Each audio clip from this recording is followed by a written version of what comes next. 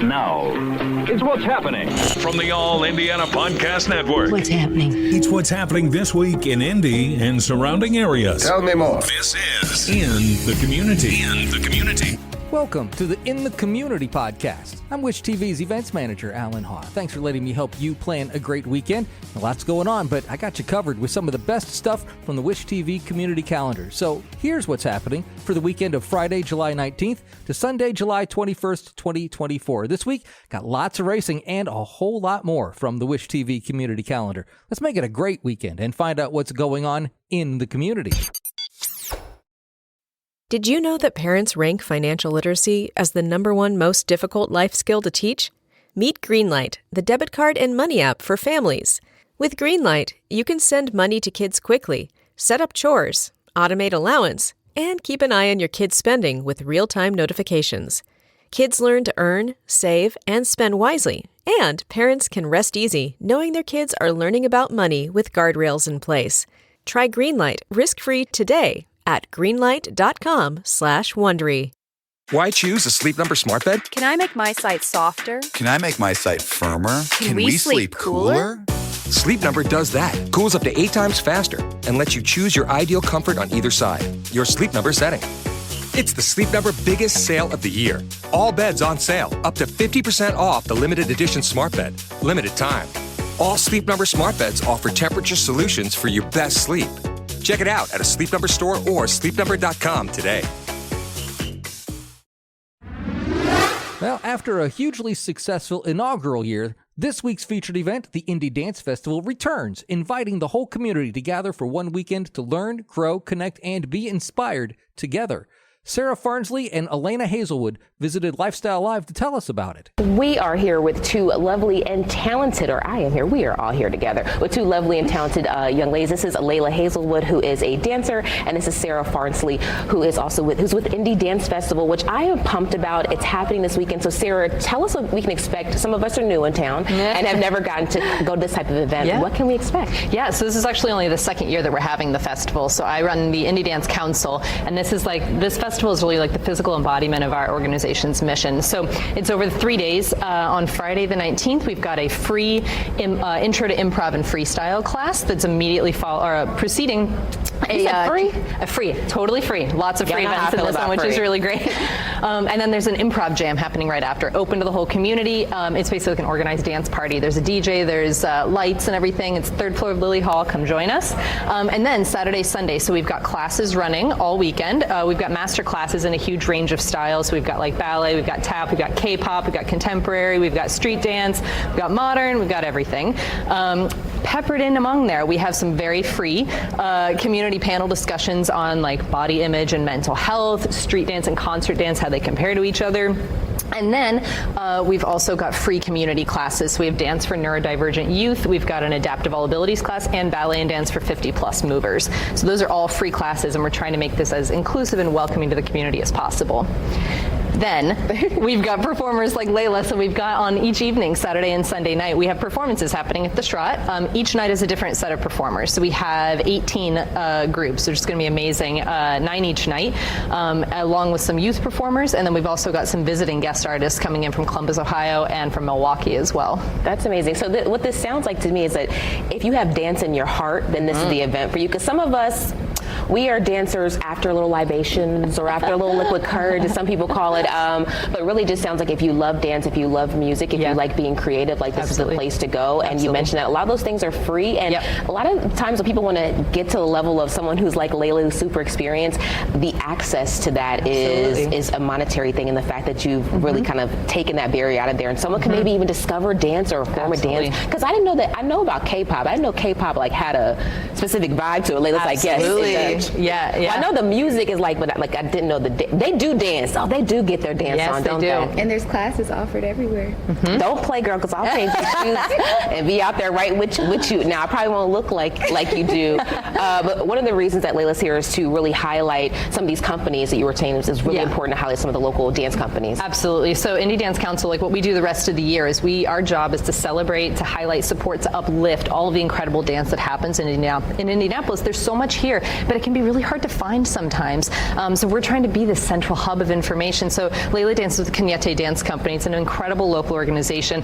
Over the course of the performances, we've got Indianapolis Ballet, we've got Dance Kaleidoscope, Seda Negra Black Silk Dance Company, Bold Dance is going to be there. I mean, it's a big range of styles. We've got somebody coming up from Columbus, Indiana, doing classical Indian Bharatanatyam dance.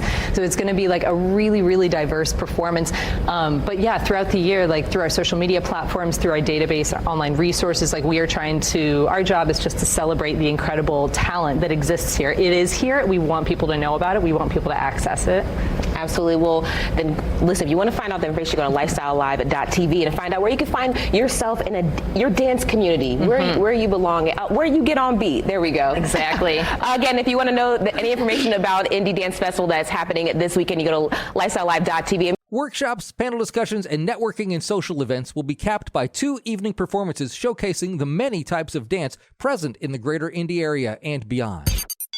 After a thrilling return to Lucas Oil Indianapolis Raceway Park this summer, the NASCAR Craftsman Truck Series and the ARCA Menards Series doubleheader, it's back on the schedule in 2024. So Friday, July 19th, the NASCAR Craftsman Truck Series, T-Sport 200, and the ARCA Menards Series gear up for NASCAR's return to IRP and what will be a big start to a loaded weekend of racing in the Circle City.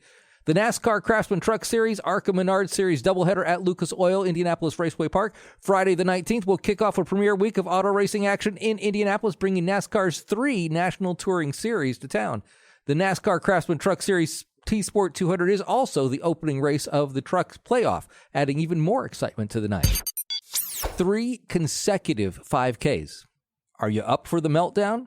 You can do 1, you can do 2, or you can do all 3 races. The race is happening Saturday, July 20th, and it is in its 10th year. The course is paved and travels through the Shelby County Fairgrounds and along a nice paved road width path through the parks. If you complete all 3 races, you get a nice finisher's medal. Awards to top 3 male and female in each race. Plenty of water, Gatorade, modern bathrooms. That's a nice thing if you've been to some of these races. Shelter with tables available at the start and finish line. And as a bonus, there's a free splash pad next to the finish line to cool off in. This summer, Indy Landmarks affinity group Indiana Automotive explores Indianapolis on an all-day automotive-themed tour featuring 2 exclusive private car collections and historic sites tied to the city's racing and early auto manufacturing history.